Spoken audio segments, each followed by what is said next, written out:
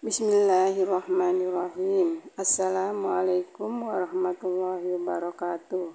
Sahabat Quran, yuk ngaji. Kalau sampai panjenengan kelewat di bulan Ramadan itu gak ngapa-ngapain gitu ya, itu kata Allah itu orang yang amat sangat merugi. Ketemu Ramadan masih sehat, masih punya iman Islam kok, masya Allah, lagi sahur nonton sinetron ya, wah asik banget sinetronnya gitu ya, sampai masya Allah, padahal inna fisahuri sesungguhnya pada waktu sahur itu keberkahan. Salah satu doa yang tidak pernah tidak dijawab oleh Allah itu doanya orang sahur, orang yang berpuasa, apalagi di waktu sahur. Di waktu sahur itu saat-saat yang mustajab. Jadi kalau bunda-bunda soleh kepengen rumahnya itu tingkat 4 gitu ya, jangan tingkat 4 lah, ikut udah satu dua lantai satu kolam renang gitu misalnya. Ya itu baca doa di waktu sahur itu digaransi Allah tidak akan pernah tertolak. Harus yakin seperti itu. Ya harus yakin bahwasanya Allah itu akan berijabah doa kita. Harus punya keyakinan bahwa doanya itu superlatif gitu ya. Doanya itu sesuatu yang kayaknya apa sih, kayak nggak pernah akan terkabul gitu. Udah yakin Allah itu maha kaya, Allah maha kuasa. Bagi Allah pun fayakun, sesuatu yang mudah maka mudah bagi Allah. Itu harus berpikirnya seperti itu. Bu, saya nggak bisa baca doa, minta doa-doanya. Doa itu yang paling bagus sesuai dengan apa yang panjenengan hajatkan. Dialog saja sama Allah. Karena apa? Allah sudah mengklaim dirinya Allahus Somad. Allah tempat meminta. Jadi kalau jenengan itu lagi puyeng, ya Allah, itu nanti kalau berhenti karena aku belum punya uang kayak gitu. Allahus Somad, jangan lupa Allah tempat meminta. Mintanya sama Allah. Jangan langsung ingat karena operasi RT itu deh aku bisa ingat sama Allah gitu. Sama Allah. Bahkan ada waktu yang sangat mustajab. Seorang yang berpuasa waktu yang sangat mustajab itu di waktu sahur dan di waktu berbuka.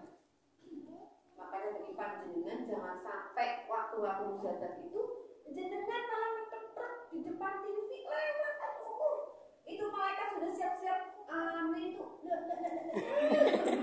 Aku nggak ngucap gitu, malaikat sudah amin ya bu gitu.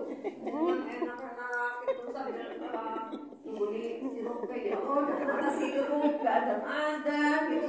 Malaikat sudah ya Allah bu ucap bu, aku udah amin, dan itu digaransi Allah akan dikabulkan.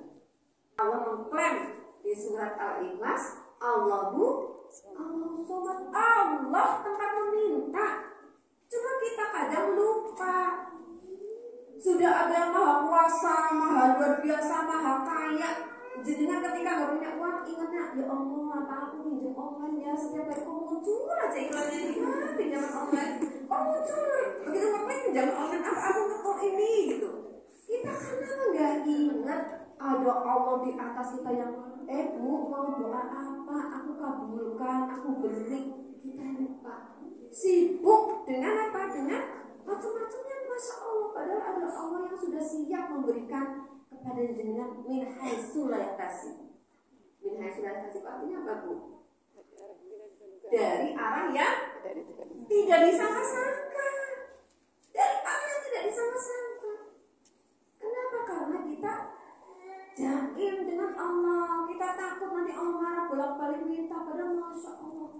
Bahkan Allah mengibaratkan manusia yang tidak pernah mau berdoa kepada Allah dianggap itu orang yang sombong. Dan apa? Karena dia merasa nggak butuh Allah. Aku udah bisa kalau pakai Allah berdoa kepada Allah, aku bisa kok. Aku bisa jadi orang hebat tanpa aku berdoa kepada Allah. Allah nggak suka. Allah suka kepada hambanya yang ketika di waktu sahur khusyuk berdoa, ya Allah, aku sudah berusaha mendidik anak-anakku dengan sebaik-baiknya. Allah, aku titipkan anak-anakku. Kalau bukan karena aku, walaupun aku mendidik luar biasa, kalau bukan karena aku, anak-anakku bisa celaka, ya Allah, aku titipkan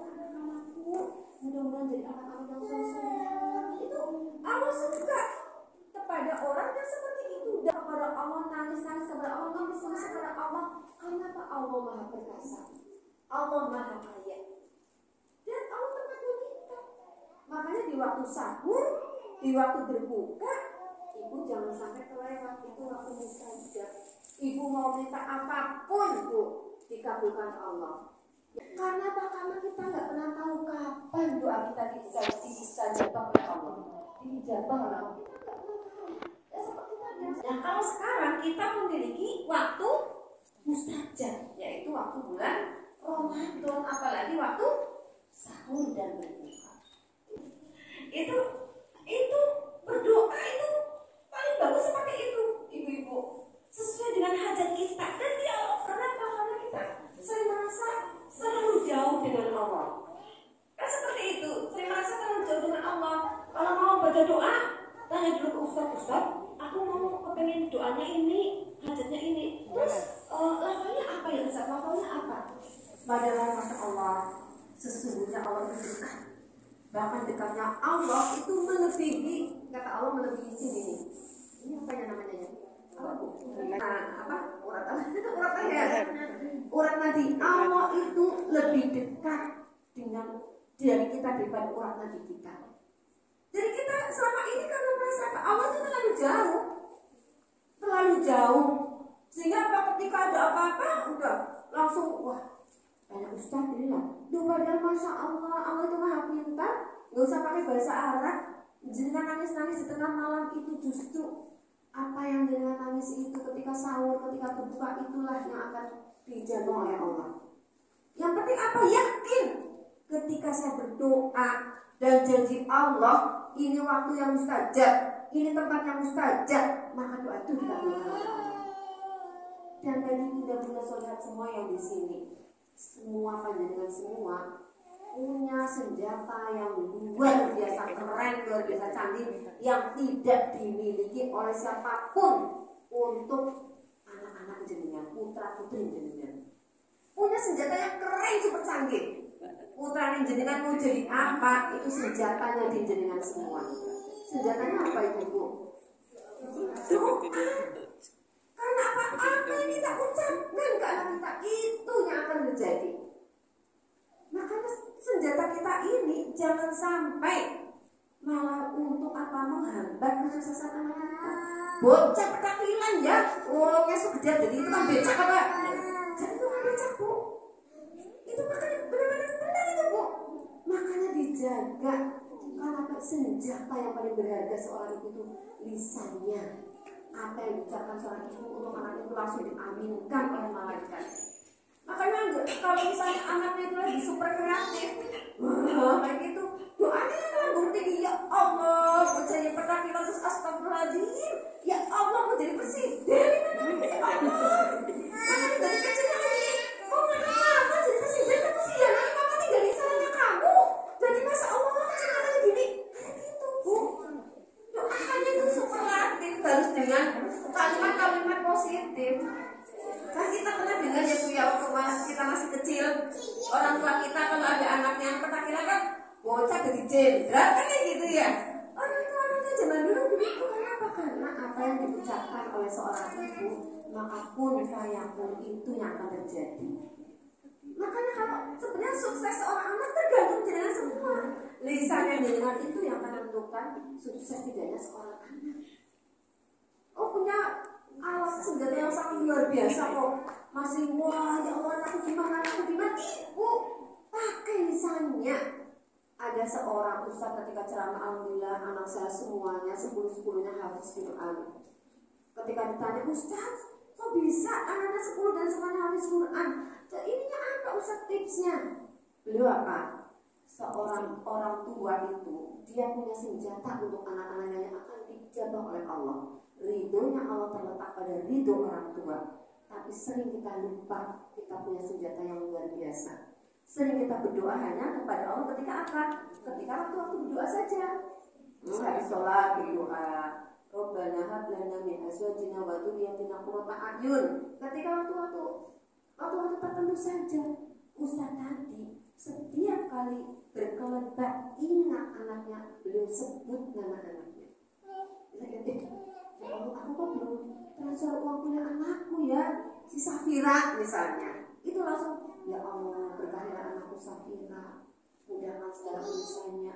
Sekarang aku berbiaya kuliah, ya Allah jadi yang sukses, sehingga suatu saat nanti akan mengangkat kehidupan dia dan mengangkat kami. Itu langsung ustaznya itu berkelebat, sosok bayangan anaknya langsung disebut namanya, langsung kalau terus baca doa. Itu tips ustaznya. Kenapa kita semua punya senjata yang luar biasa? Ya, karena saya punya pengalaman, anak saya juga seperti itu. Ketika kecil, masya Allah semua orang, ya Allah, Bu Fido kurus banget anak, bisa kurus Bu. Anak-anak kayak gitu pernah gila gitu ya, itu masya Allah. Pokoknya di mana-mana terkenal anak saya panggil ya gitu. Dipanggil guru BK, ketika masih SD aja udah sampai gitu ya. Ada orang baru datang ke rumah gitu, ke rumah mbak saya, Bu, ini kalau kami putranya Mbak Fido mau ngasih saya uang 100.000 gitu. Terus ternyata apa, bukan cuma satu orang, bakul-bakul di sekitar sekolah dikasih 100.000-an semua gitu. Teman-temannya dibeliin, yang perempuan dibeliin pinjer, yang laki-laki dibeliin bola gitu. Ya itu anak dari mana? Oh ternyata masya Allah uang seamplop di lemari nggak ada. Itu sampai ya ada juga waktu nggak mau buat kamu dikasih kok gitu. Sama kakak saya dijatuhin sama ini uangnya yang dikasih sama kami 100.000 sini di bawah. Aku dikasih kok mbak ya usaha. Itu laporannya masya Allah, jadi bikin PR, benar-benar bikin PR gitu ya ketika SMP-nya, SMA-nya dipanggil, ini kami gimana Bu? Ustaz, anak saya itu anak baik, anak cerdas, anak hebat. Oh, gimana cerdas Bu? Kalau berangkat sekolah itu di dalam kelasnya itu stick PS itu Bu, stick PS game gitu. Itu bawa laptop, bawa ini bener Bu, nggak pernah kerjain selama 3 tahun itu enggak. Ini mau 3 tahun buat aku tahun ketiga, nggak pernah ngerjain PR, nggak pernah ikut ulangan kalau ke sekolah bawa stick PS. Ustaz, saya tahu anak saya itu hebat, pinter. Nanti kalau dia suatu saat klik, dia akan jadi juara. Iya lah Bu, aku doain. Itu masya Allah. Ketika semester ke-6, ya jadi tinggal 1 semester. Pas kami diajak ngobrol sama adik saya Tonto. Jadi setengah hari ngobrol di rumah desa nggak pulang. Begitu pulang, nggak tahu itu diobrolin apa sama adekku gitu ya. Pulang nih, buku-buku saya yang kelas 1 sampai kelas 3 sampai kelas 2 ini kasih ke siapa? Oh kasih ke ini, ke punya kamu ini. Langsung diambil semua. Kenapa Mas, aku mau belajar. Buku-bukunya itu dikejar-kejar. Ustazah, aku mau belajar, saya mau privat. Ustazah ada waktu. Ibunya ngomong, Fahmi gitu. Itu sampai tasnya 2, bawa tas buku, bawa tas perlengkapan mandi, bawa baju seragam, dia sampai nggak pulang dari sekolahan. Dari sekolah sampai nggak pulang, sampai nginep di sekolah ngejar-ngejar gurunya. Kapan guru punya waktu saya mau privat sama gurunya. 3 tahun belajarnya hanya 1 semester di semester terakhir. Dan dia benar-benar masya Allah seorang terbangun dari dirinya. Aku ngapain selama 3 tahun ini?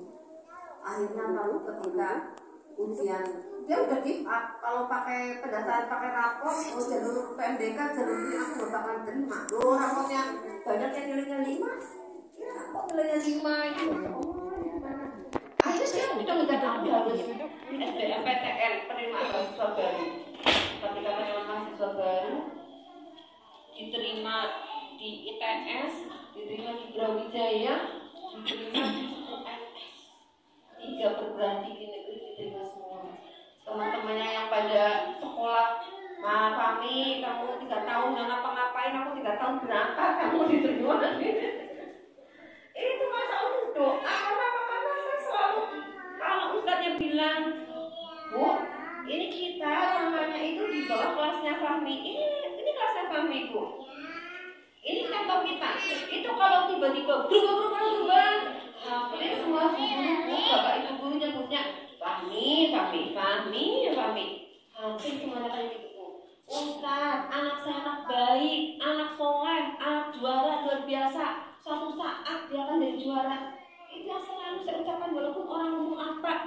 anak saya baik yang soleh. Alhamdulillah sekarang di usia 26 tahun sudah punya karyawan 300 orang, bisa menggaji satu karyawan bisa sampai 10 juta per bulan. Itu Mas Fahmi yang kronologinya seperti itu berkat apa? Berkat doa kita. Kita nggak pernah berputus asa. Jangan sampai anak seperti itu malah dengan ikut pusing.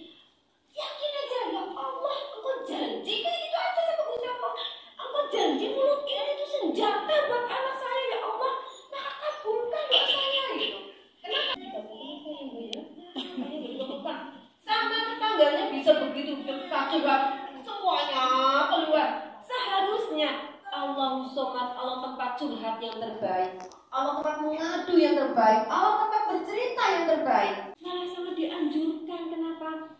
Jelas kalau kita curhat sama Allah, Allah tempat memberi solusi, Allah tempat kuasa, Allah tempat segalanya. Allah yang akan membuat sesuatu kun fayakun, jadi ya jadi, gampang bagi Allah. Dan Allah tidak akan mungkin ewer-ewer ke yang lain. Kita terjaga. Jangan kalau punya masalah nangis sama Allah, meminta sama Allah. Nah sekarang ketika ketemu dengan Ramadan, Masya Allah, jangan sampai bunda-bunda sholat semua setitik pun, sedetik pun melewatkan waktu-waktu Ramadan. Kenapa?